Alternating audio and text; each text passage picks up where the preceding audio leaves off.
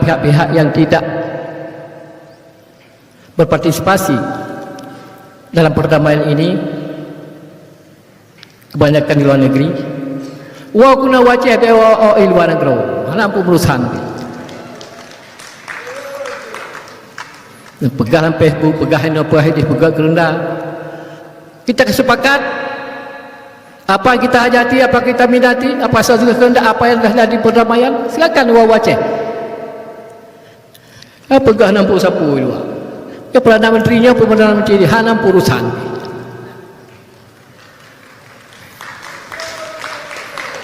Jiwa kuno, pak hana kurang, yang lebih, yang kurang. Sama-sama kita duduk. Pegawai saya luar hanam urusan. Waktu-waktu kita tulis. Orang-orang Aceh yang hana senang ke perdamaian hina, wa kuna wajah pu hana senang. Pak yang nak senang, pegah. Kamu nak empat, nak wali, nak purana, nak Darwi Jenib, nak Ayub dan lain sebagainya. Yang bertanggung jawab di Aceh.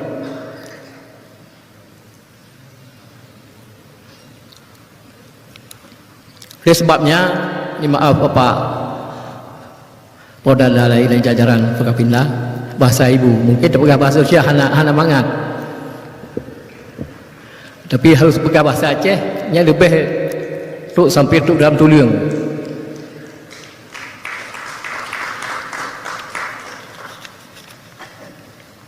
Apa ibu sekalian, selanjutnya dalam momentum Hari Perdamaian Aceh, kami mengharapkan kepada pemerintah untuk dapat menyelesaikan butir-butir Melayu Helsinki secara menyeluruh sehingga kita dapat merawat dan pertahankan komitmen perdamaian yang sudah terjalin dengan baik. Akhirnya demikian yang dapat saya sampaikan. Mohon maaf dan segala kekurangan.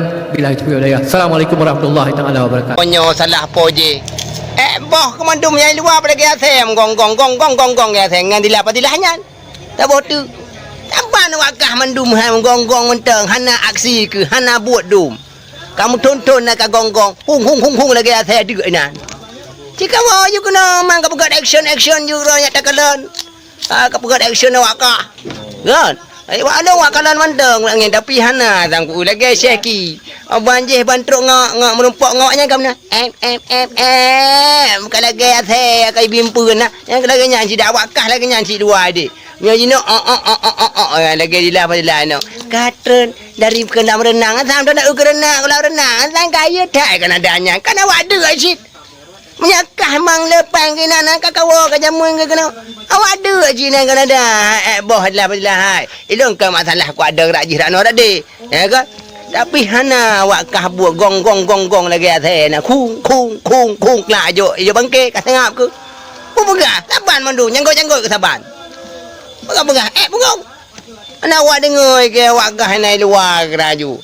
Dona ka awak king na awak luar nak ka kuwa pasukan. Pasukan ku kena mthiro tanto nang no. Pasukan je kan kami minta pempeng nanya tro area boh-boh kan dengar aduh ku